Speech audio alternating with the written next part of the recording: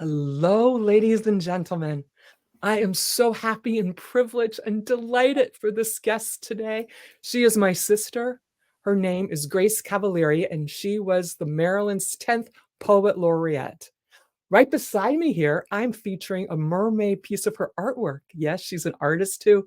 Among all the things that she does, during COVID, she had this opportunity and time and love to make this for me. I'm so touched. Really, I just told her, I keep pinching myself that she's on the show today. Her new book, Owning the Not So Distant Future, which is behind me, won the Blue Light Book Award this year, 2024. And the long game poems, and I think I have them right here. Anyway, I'll come back to that. The long game poems, new and selected poems, was published in 2023. You know what I'm leaving out?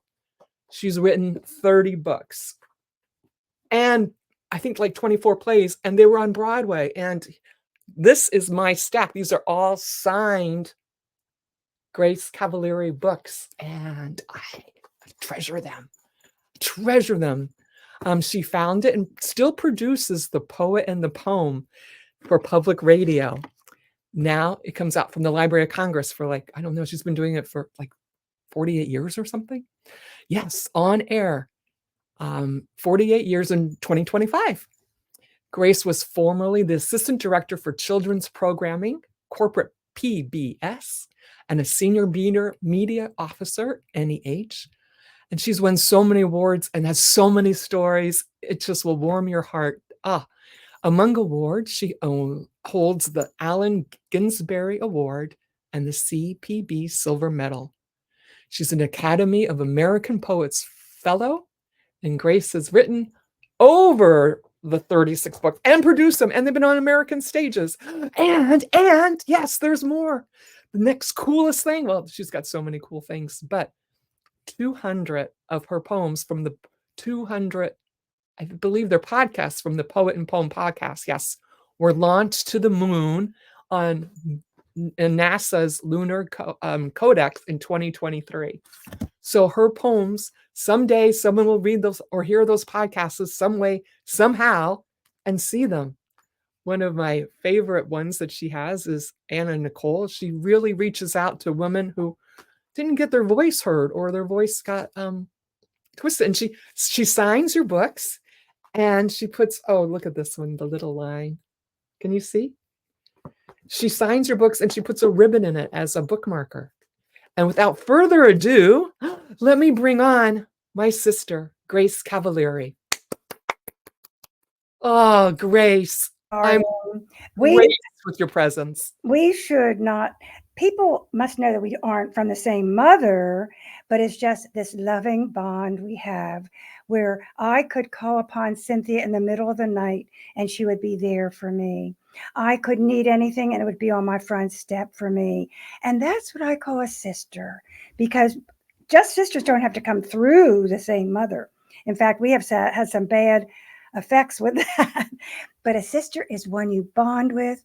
And I've searched the world for sisters, and everyone I find has added to my life. And Cynthia's right at the top there. She is the most loving, giving, generous person. Well, now people are sick of us complimenting each other. Cynthia, I know they've already tuned out. They said, let the two of them talk to each other. That works too. I don't mind at all. I'm so honored to be here with you and for you to be on my podcast. I'm wearing your moon that you gave me for blessings. And it's got a blessing in it. Everyone keep reaching for the moon because the poems and poetry are up there. Keep your dream alive. And that's your holy Amala beads that you can chant with. So this woman, I am looking at angels around her. She can't fail. She's blessed today. So this is going to be very special, I think, us two together in one algorithm.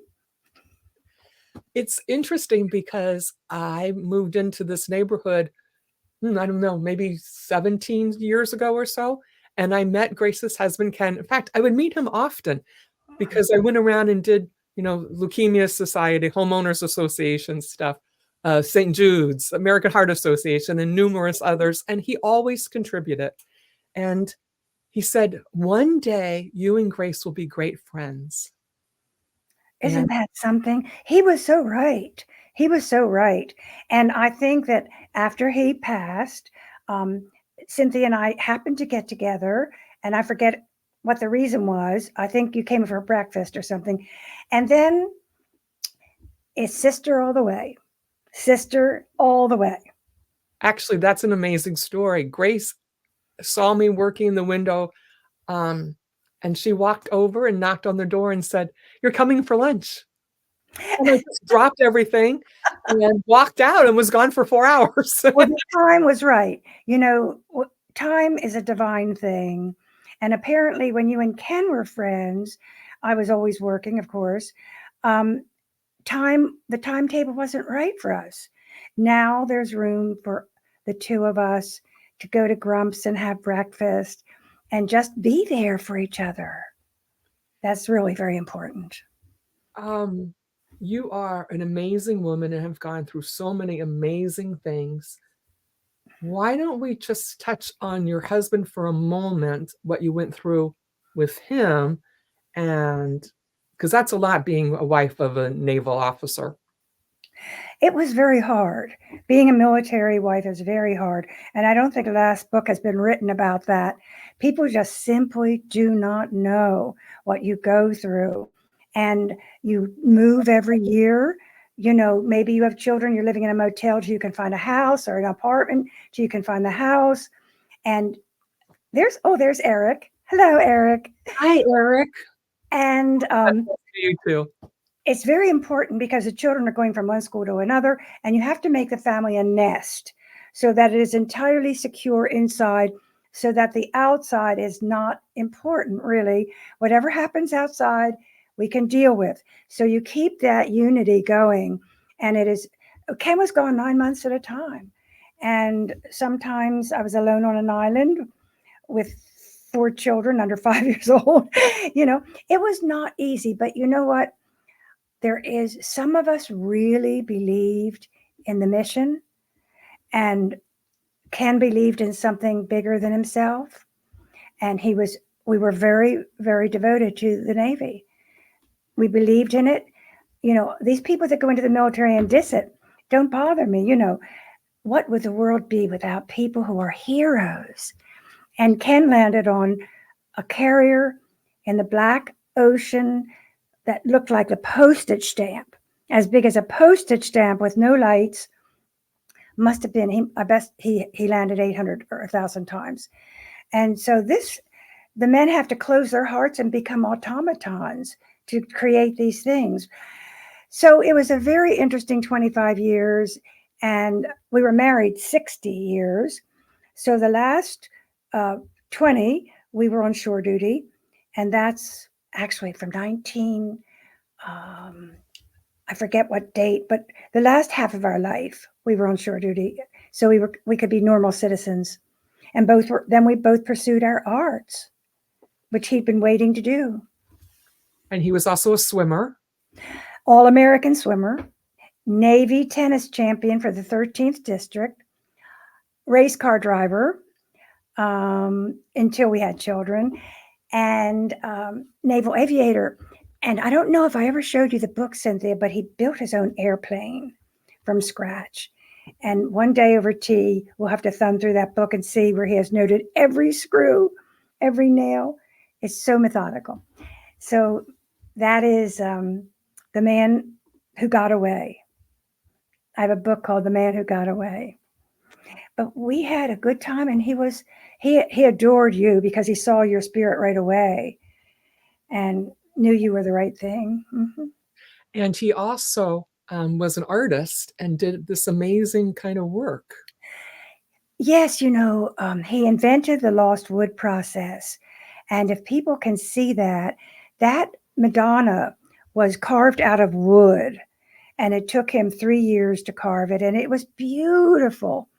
And I said, let it stay. Please, Ken, let it stay. But he had a vision, and he filled it full of roofing nails, dripped molten bronze, and then burned the wood out.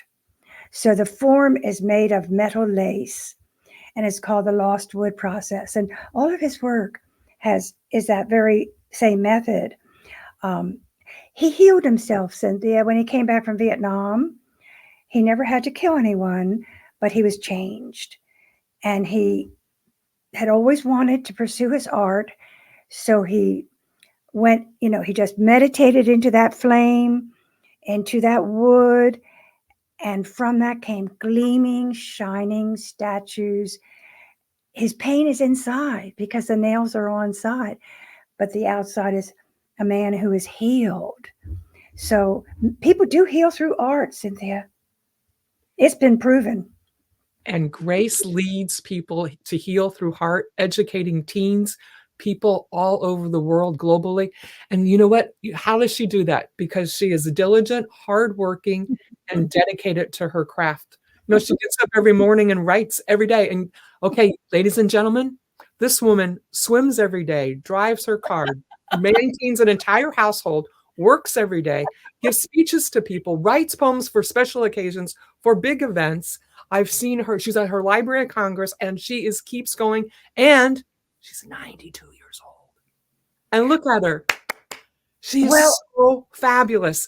I want you to go to, now you did all of that and you made through it and you kept your art going the whole way. How did you do that, Grace? That's a really good question, Cynthia. I think art is a life force for some people, and they really cannot live without it. And it kept me going. Even when Ken was at sea, I would just scribble in my little notebooks. And, you say I've written 30 books, but when you think that I'm 92 and I've written every day my adult life, it's not difficult to accumulate material.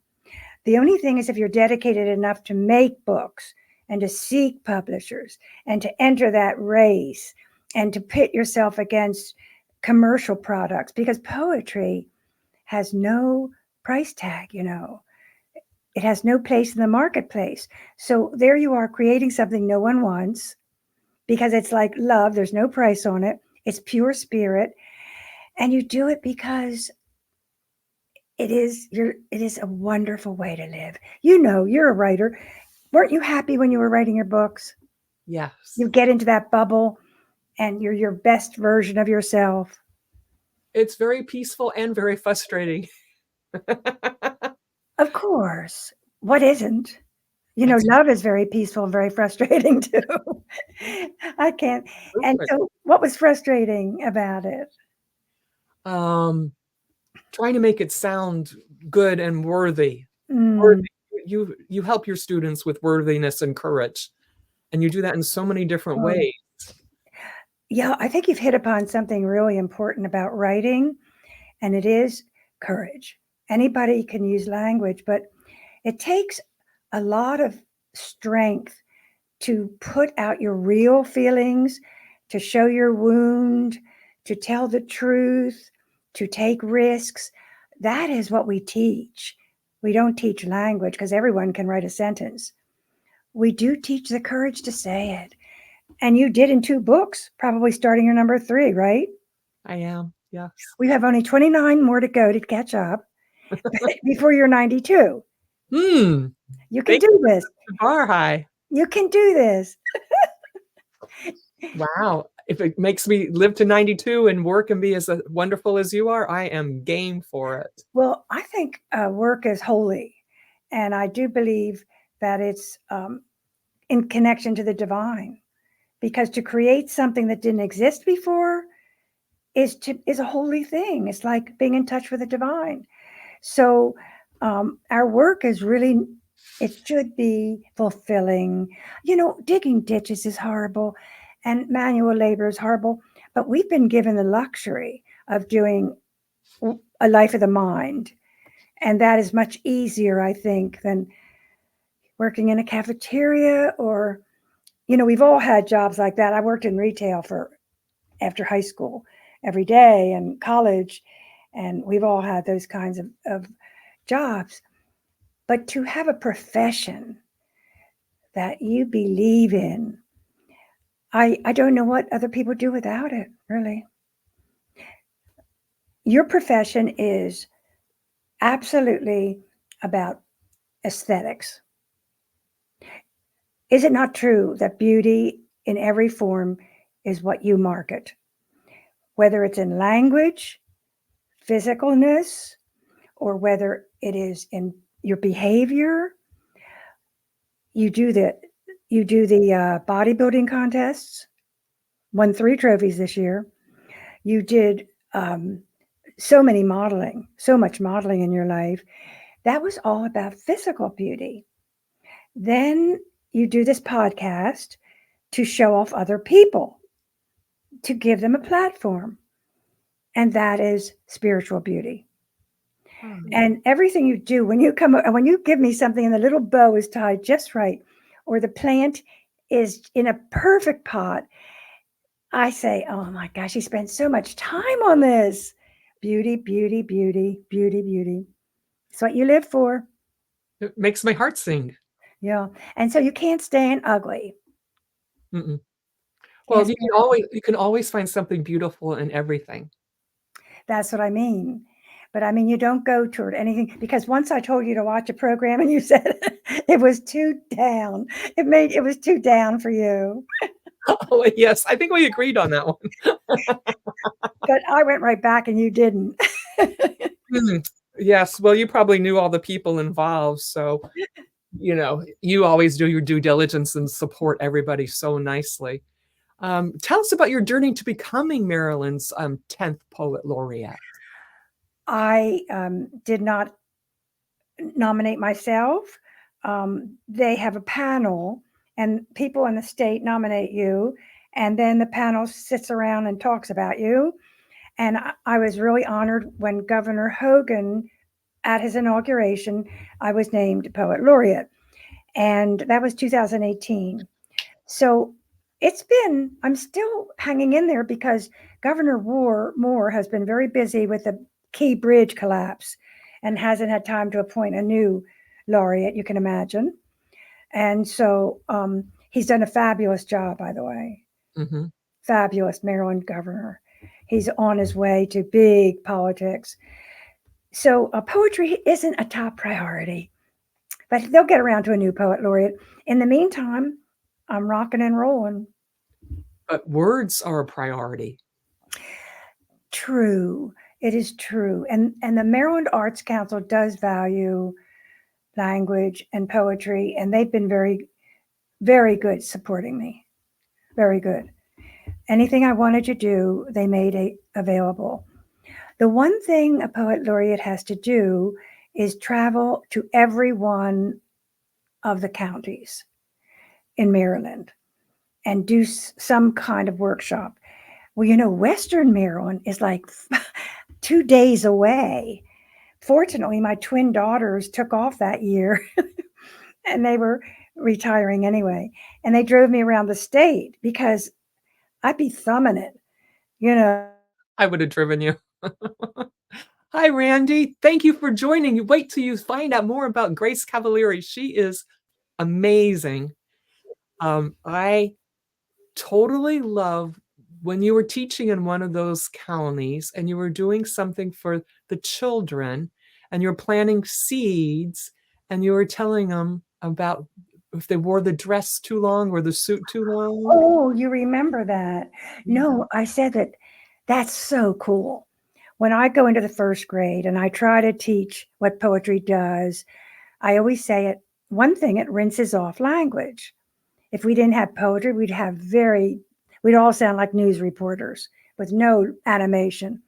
And I say to the little children, if you had to wear that dress all year or that suit all year, wouldn't it get dusty and dirty? And they say, oh, yes. And I say, well, that's the way words are. We have to rinse them off and clean them off. And then they're right. They get it. Kids get it. They're easier to access poetry than adults who have their armor on. And you did a lot for the teenagers. You had a whole teenage program. That was my main commitment because I think the teenagers today, as you know, have these plugs going out and teenagers don't know who they are yet. They're all image or defense. When I was a teenager, I know that my defenses would have to meet your defenses because you were so afraid of image. But So I would take them into exercises where they would go into their lives in each year of their lives and find a story. And guess what? They found out they had interior lives, that life wasn't all out there, that they really had everything was inside that you need. Everything we need is inside of us because all of the past is there. And if you can access it, everything you have, every wound you had, you can heal. Well, the teenagers just took to it. Some got in touch with their grandparents, some cried, and they had a new tool. When they left, they had a new tool that they could take into life with them to go into themselves. And we should do it more. People should have more self-knowledge, I think. I mean, guys, are you listening? This applies to every one of you. Writers, screenwriters, actors, actresses, politicians, church leaders, yourself, your children. This is universal. And I think if everyone was writing just a little bit every day, one, you would get more discipline, which is sorely needed. Two, you would express your voice. And three, maybe you'll get published. And that's like working on your legacy. Very good idea. Very good idea. You know, everyone, Cynthia, has a story. Every human being has a story. And everyone can tell their story if they can talk. Now, your story is different from mine, and that's the miracle. No two people have the same story. And if you don't tell yours, you will come and go, and I will not know you. So I always have people see the importance. Their legacy is telling about their life because there's nobody else that has it. It's inimitable. It is all there, all theirs. So writing, as you can see, has many, many rivers into human conduct, insight, self-knowledge, self-fulfillment. It's not all about showing off, although it feels good if someone likes your stuff. But it's having an interior world and then sharing that with the outer world, I think, which you do.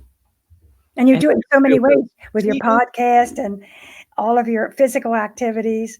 I see your car gone all the time at 5 o'clock in the morning and think, oh my God, she's working out already. That's true. What inspired you to start writing poetry? And how did you get your first book published? Because that's quite a feat to get started. Yeah. Every poet, and I've interviewed maybe 4,000 in my life. Only 4,000? Oh, she's got another 1,000 in her, ladies and gentlemen. You could add your name to that list. I'm such a gold brick, only 44,000. But every one of them, Cynthia, says to me, Grace, you won't believe it. I used to write as a child. And I say, no, really? Because every writer came out that way. We come out wired to understand the world through language. Writers really come out wired. And most of them have written as children. I certainly did. My first book was written in 1976. I'm looking to see if I have it. And it's a little book. It's Why I Cannot Take a Lover. I'll have to give it to you. I have that one. It has little stars on it. It's very thin. And okay, here you go. We started a publishing house to get ourselves published. Brilliant. And as soon as you get launched, nobody knows the difference. Then you market, you market yourself. But it was a fabulous poetry house. It was called the Washington Writers Publishing House. It's still going on. They have more than 100 titles in print. I've turned over the presidency a long time ago. The idea was to get 3 poets, and then they would work very hard to keep it running. And then we'd get 3 more poets. Then they would work very hard. So it was an inverted pyramid, so that you started small, and then you had a whole contingency of volunteers keeping this thing going. And look at it, it's still going today. 50 years, it's celebrating its 50th this year. Woo.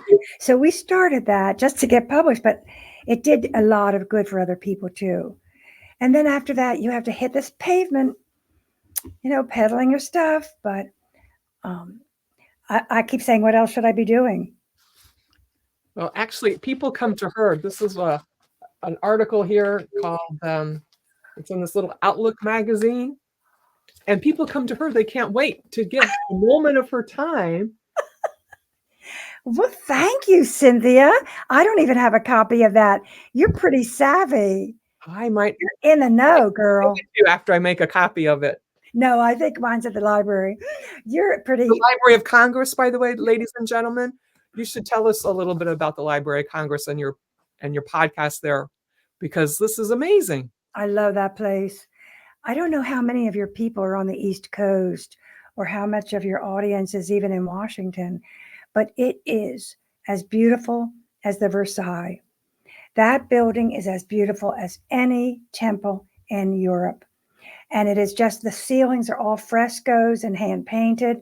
So I started radio in 77 on public radio in Washington for 20 years.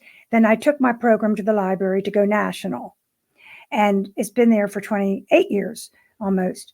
So I used to go every week, but then COVID stepped in and I started doing Zoom.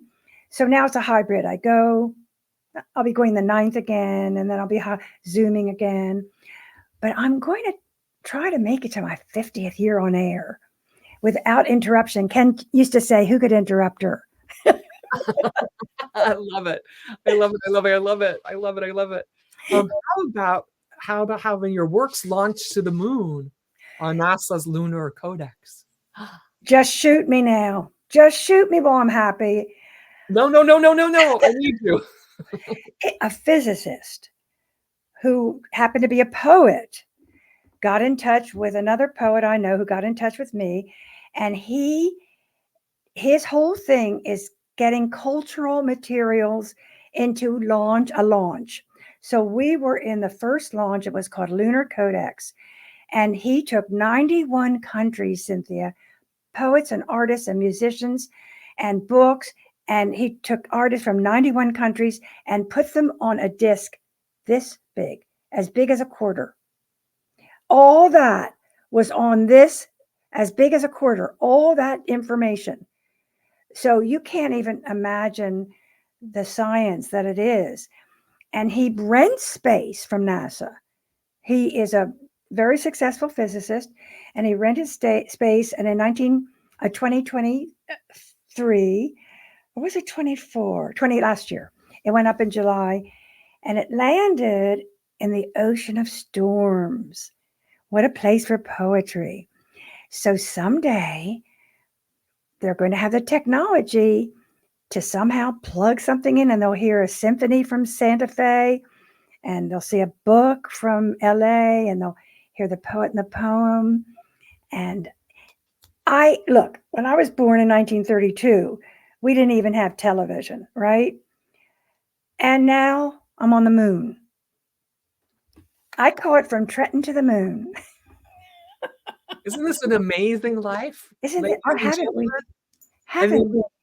It's amazing. Aren't we glad that we are living in these times? Yes. It is just so nice of you to join us. Can you believe this woman? She is freaking amazing. Brian says, "Oh, stop." I can't. Let's talk about Cynthia for a bit. No, I want you to share what the story behind your new book, because that's a good one. Owning the not so distant.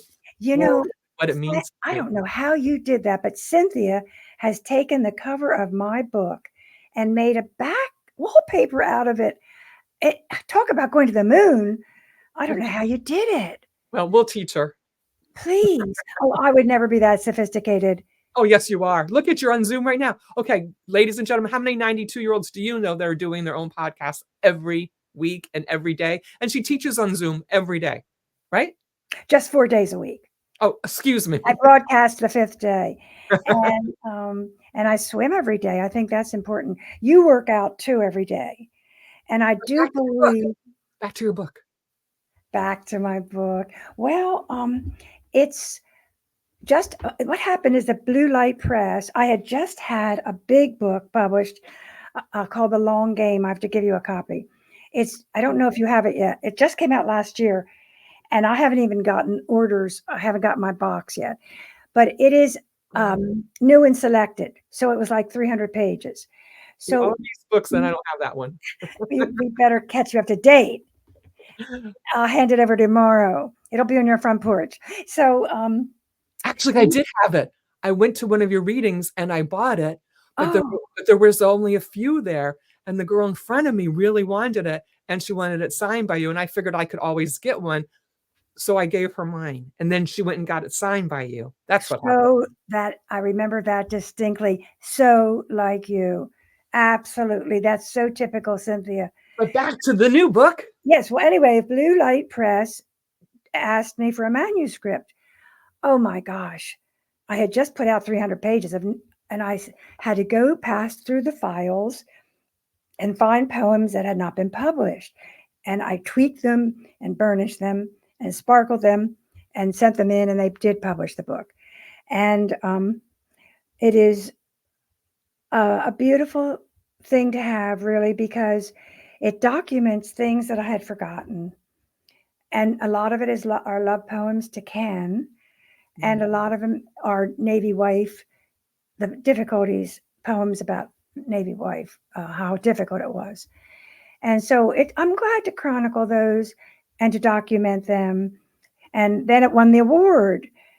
So I say, I better make 93. I got a lot to do. Yes, you do. Do you want to read us a couple of your favorite poems? I would love to read you one poem because you mentioned work. And it is true that people come and go, but we always have our work. If we have meaningful work, there's always something to get up for in the morning on your desk. So this is called Work is My Secret Lover. Ooh. Work takes the palm of my hand to kiss in the middle of the night.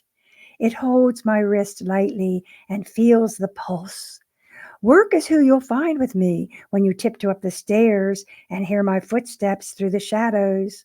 You'll see me lift my arm to stretch and then lean down to put my head to it.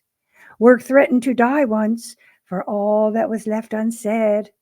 So I took to it like a young bride flushed with excitement. Adultery, too, yes, I admit it. On the holidays, when others gathered at the table, I was dreaming of it, making love to the movement of paper, the words from my lips, the feel of it. Sometimes, when company came, I threw a tablecloth over my work and set the plates, and everyone acted as if nothing were visible, pretending I was the good hostess that I was. While on the Christmas tree, work waited patiently among ornaments gleaming like a groom. I am guilty as charged, for nothing else could buy my feelings. And why would I sell the only thing that ever loved me the way I loved back? But my beautiful, long lasting, faithful lover, my friend who will never leave. Thank you, darling. Oh. Thank you. Yes, husbands come and go, but my work is always there. But I'm glad I had 60 years of Ken, and he left me with a lot of resources, all the paper I can use, a computer that works, a pencil. I'm ready to go, rock and roll. And your smile and your brain and your spirit and your heart. And folks, if you aren't doing what is your passion, find a way to put it in every day. Even if you don't have any time, you can wake up in the morning and do 5 or 10 minutes as Grace does.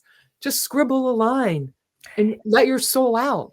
Or meditate, but get in touch with your interior life, because the world isn't all that much. The world will betray us, and we kind of create our own reality, you know.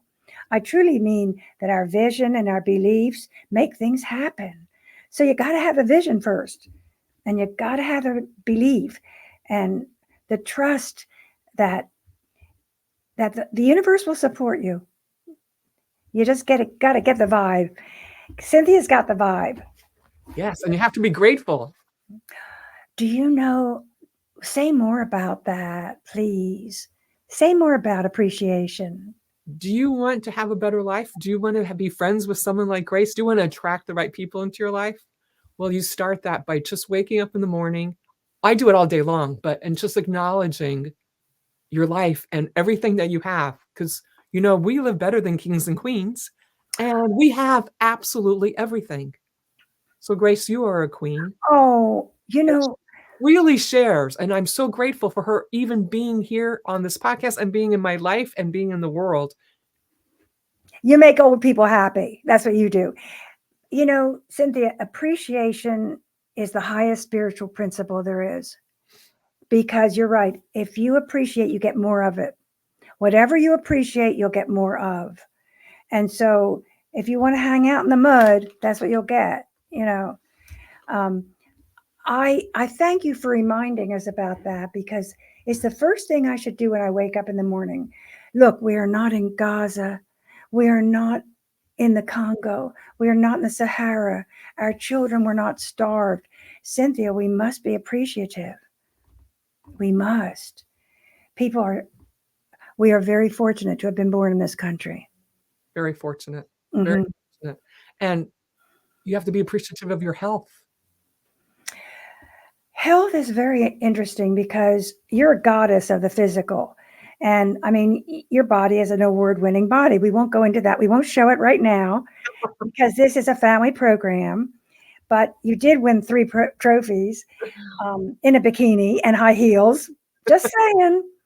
I did. I just hung my bikini up for the duration. But you swim every day. I do. And how about the mind, though? I mean, doesn't the mind deserve that much illumination? And I think some people like prayer, some people like meditation. I like SSS, sit silent, sit still silently for 5 minutes a day. Look, Joe has his bikini in play. This is shocking. Joe, too much information. TMI, Joe. No, this is a family show. And Eric says this is one of his podcasts, so he's so glad he's here. So thank you, Grace. Eric rocks. I am so glad that you're here, because you know what, guys? I didn't think Grace would come on. And long ago, when she was Poet Laureate, she said she can't do it because of the Library of Congress and her contract with them. And then I don't know why, but It must have been like, what are you doing on Wednesday? And she looked, and for once there was an opening, like magic. The universe was looking out for us, and it said, Grace is cracking me up. You are cracking me up. We have to go have a hamburger soon. I would love to continue this conversation, because you're a wild child, Cynthia. Just like you. Calm down. Calm down. Tell us about your experiences working as the assistant director for children's programming. The old Library of Congress excuse again. You know this, Joe. Do you know Joe Ingram? Yes, he's fabulous. I was going to say, is he? He's got a great sense of humor, and he's very active and very supportive, and he's very, very smart, and he's very aligned with us. Well, I hate to have him in a bikini, though. That is a little embarrassing. Oh, I don't know. I think it'll be fun. Well, anyway, he can go topless. Yeah, he can. He can. Joe, settle down. Well, I put WPFW on the air in 1977. I quit teaching at Antioch to raise money to put a new FM station on the air so that we could get poetry on the air and jazz. And so I was there for a few years. Of course, nothing I did made any money as a poet, and certainly WPFW didn't pay us anything. So I had to I had 4 kids, and it was about time for me to get a straight job. Ken was pretty nice. I got a job, my first job as playwright in residence at Antioch College. I came home and I said, Ken, I finally have a job. I'm going to make $1,000 a year. And he was so happy he bought me a Porsche to go to work. I love it. He was so happy that I was going to be an income earner. What color?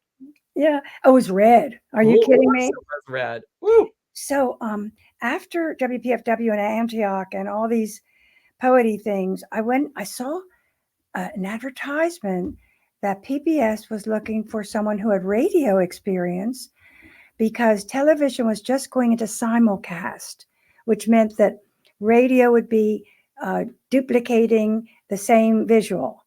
So I thought, this has my name all over it. And I had a degree. I had two graduate degrees in education. So I big dealed my way through there. Bought myself a designer suit and got some high heels. Went to the Limited and got a pair of earrings and just sold myself. So it was a beautiful job, helping to produce new children's programming. I was there at the beginning of Reading Rainbow, which you probably were born on. Probably saw that. I agree. Joe, I agree. Rap is it. I am a big rap fan. Big. Not the bad guys, not the gangsters, not the bad people. When it was starting to diss women and everything. But I think that you are right. Rap is the new poetry. So anyway, we did children's programming. I was in charge of the daytime schedule, which meant I had to fill it in with programs because the daytime schedule went to all public radio.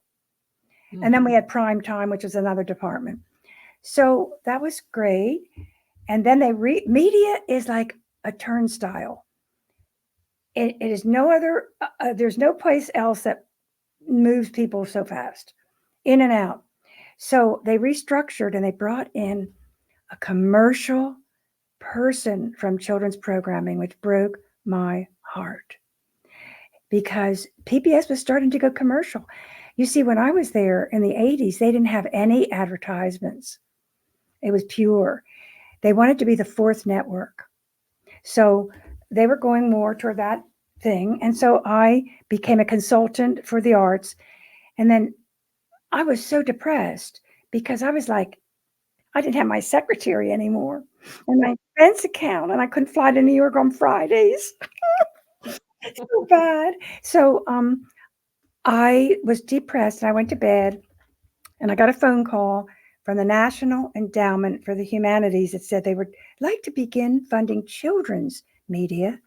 And would I come head that department? Got back that designer suit, got on those high heels, went and did it. And I was there for 5 years and was able to get some poetry on prime time. We gave millions of dollars to programs. And I found out that $1 million wasn't all that much. Oh, and I funded one program. And then I commuted back and forth. Ken had a studio in West Virginia for his sculpting. And I used to commute. We had a condo in DC then. I used to commute back and forth on the train to NEH. And ooh, that got very long, 5 hours each way. Yeah. By the time I got off the train, a taxi to the place, it was 5 hours. Same coming back, 10 hours of traveling a day. So I buttoned that up and went to West Virginia and stayed there for 20 years. Then my daughter had twins in Annapolis. And we were coming there 3 days a week to help change those diapers. And we thought, what are we doing? West Virginia doesn't need us. And the Annapolis has the naval base and the Navy Yard is calling to us. So we've been here since 2021, I think. 2001. 2001, yeah. Mm-hmm. That makes sense. And I'm so lucky that you are. I'm so appreciative. The heavens have. Well, we rarely see each other except to wave across the street. But being sisters, we will get together. Yes. Since you always get together with your sister, of course. That's absolutely correct. Why don't we chat about your numerous awards, like the Allen Ginsberg Award and the CPB Silver Medal and the other zillion awards that you have. I've even seen you receive a few. Yeah, I think Joe would rather talk about your bikini. Oh, well, he's got something good. He always has something good. But meanwhile, let's talk about your awards. You know, I don't know what an award means, but it gives you reason to go on. It's like a little kiss on the cheek that says you're okay, you know. Um, Allen Ginsberg was a great poet, a beat poet, and I entered some poems and won that award 2 times from the Patterson Poetry Center.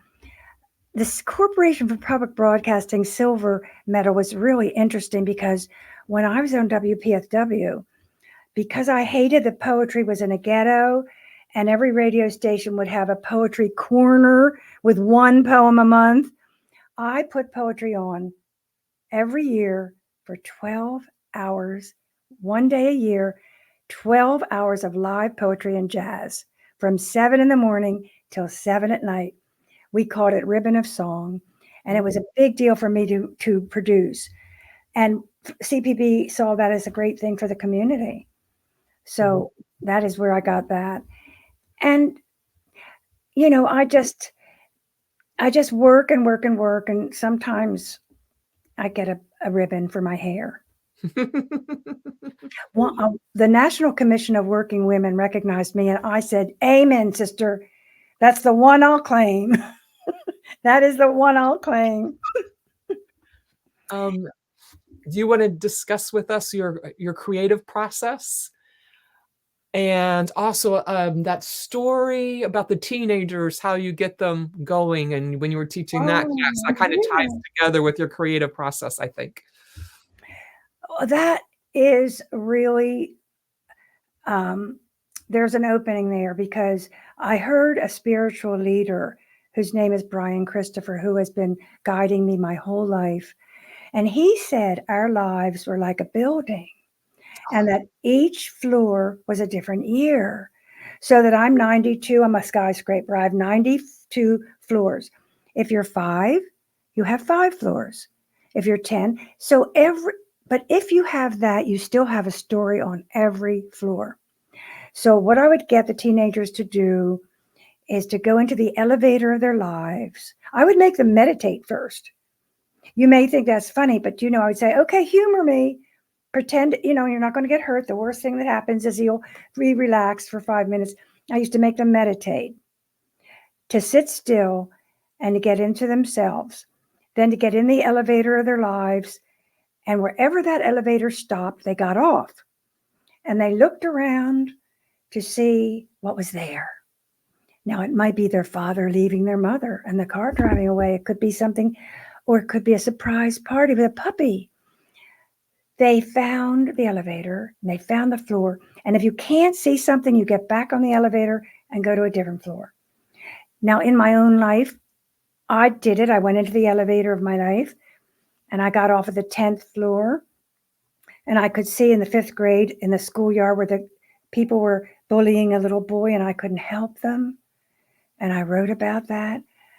I could see, I went up to the 20th floor, closed my eyes and got off and looked around. And Ken couldn't get off the carrier to make our wedding. And it was postponed 3 times. So every floor has a story. And if you want to write your life, just go up that elevator and tell your story. And so that's a great process for young people who think, how do I start? How do I start? That's the big question. And you start by sprinkling seeds everywhere. That is planting a seed. Whatever seed we plant and that we water will grow. So, if we plant a seed of hatred and water it every day, guess what we'll get? If we plant a seed of creativity every day, that's what we'll get. And you plant a seed of goodness every day, and I will help you water that. Thank you. You know why I have a weak voice? I've been podcasting all day. I did a wonderful poet who's married to a Palestinian woman, and her heart is broken. She's lost 40 members of her family. But I've done 2 podcasts today. So you're getting the last of my voice. Oh, I don't want to take your voice, but I want to share your passion and your soul and your spirit with everyone so that they can get a little seed for them to nurture and keep up the good works. And then they can come have a hamburger with us. Yeehaw. Only if they plant the seed. They have to qualify. And I also love the way you can make anything into a poem or a story. That little girl who picked the flower. everything is worth, every broken piece of glass on the floor is worth a story. Anything that happens is worthy of saying, because then we make it permanent. It's like making life, writers live twice. First they say it, then they say it. And that's a beautiful way. You get a double whammy. And it's just a rich thing to do. And, writers come and go, but their writing stays, doesn't it? It does. That's your legacy. Black Pearl will be floating along when we're having at Grumps in heaven. Absolutely true. Absolutely true. What advice do you have for our aspiring poets who are just starting out, or anyone who's just starting to write or act or make a film or any arts, sculpt? Yeah, that's a good question. Taking a risk is the only courage there is. And not taking a risk, you'll never do it. I think that people think they have to sit down and just write. You can't make soup without ingredients. So you go through the day and writers see a green tree with light on it, and they might jot that down. And they might hear somebody on the elevator say something. They might jot that down. The writer is a funnel. All day long, listening, noticing, hearing, watching, and scribbling. So you get a bunch of images you throw on your desk at the end of the day. And when you get a feeling to write, and for poetry, it's mostly kind of a melancholy feeling, an inside feeling. All you have to do is get a topic and then look through those fragments on your desk. Because guess what? They all came from you. So they're all going to be meaningful. They're all going to have some odd connection. So I believe that it's very practical to collect images all day. If you know a writer, you see them suddenly writing on a cocktail napkin or the back of a matchbox. They keep little spiral notebooks in their pockets. Collect images. You can't write without ingredients. That's my firm belief, Cynthia. It's a good one. It's a good one. And don't forget to add a little sugar, a little honey, a little spice to your story. Top. Yep, you got to have it. You got to have a little humanity. How about a little bit about your plays and the impact on American stages, and maybe your Anna Nicole? Maybe no one remembers Anna Nicole Smith. I wonder, because she was a bimbo, but she was my bimbo. I loved her. She was a Playgirl bunny. She was a guest jean model. And the men just filled her full of drugs, then propped her up and made her a buffoon on a reality show. It just burned me up, really. When she had her baby and she was on television, I saw her beautiful cheekbones and she had no makeup on. And I saw how she was the real Anna Nicole, what she could have been. So I wrote a play which vindicated her. It was called Anna Nicole Blonde Glory.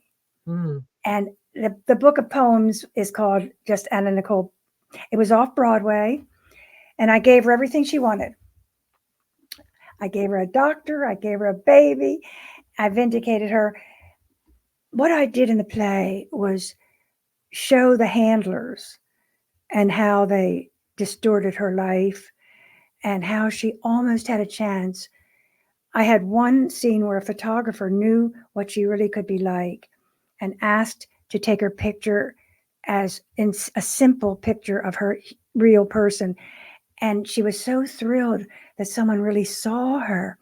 And then in the play, her manager just tears up that contract. So I did imagine these things, but they were based on her life. And I've had 4 plays about famous women who the world has not acknowledged. And I felt I wanted to rescue them. So I did. It didn't cost me anything but a couple years of my life. And name your other 3. Well, Harriet Powers was the first slave who had a beautiful quilt that was not lockstep. It was Picasso. She was a genius. And it's hanging in the Smithsonian.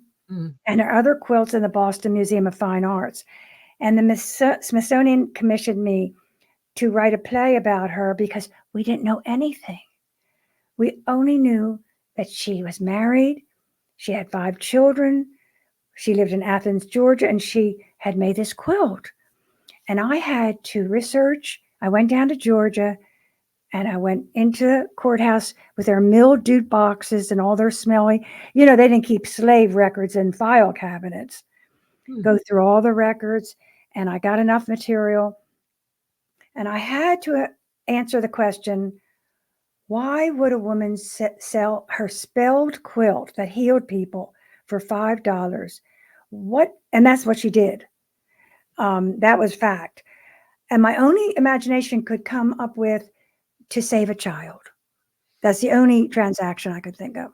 So I built the play around that, and it's been all over the country. It was in New York just 2 years ago.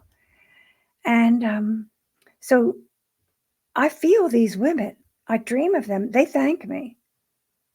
They thank me. Yes. Now you know that I'm bonkers. No, I know that the character came to you and it came through me. You embodied them so that they could have their voice. And I did Mary Wollstonecraft, the first woman in the 1800s who wrote The Vindication of the Rights of Women, and men burned her in effigy because they didn't want her to start a school for girls. That's all she wanted to do. So I wrote a play about her, and another play about a woman. I was looking up 18th century authors, and I saw all these men. And I thought, well, this is very interesting because Madame de Staël wrote 40 books, and her name 40. And they were plays, books, treatises. She helped unseat Napoleon in France. She was part of a political party that undermined him and got him out. But who knew who she was? So I spent a year researching her and got a play out of that, and a book called, what is this called? Oh, The Secret Letters of Madame de Staël. Wow. Well, we've surely burned up this hour. I know. I have so many more questions, but do you want to talk about Life on the Wicked Stage real quick?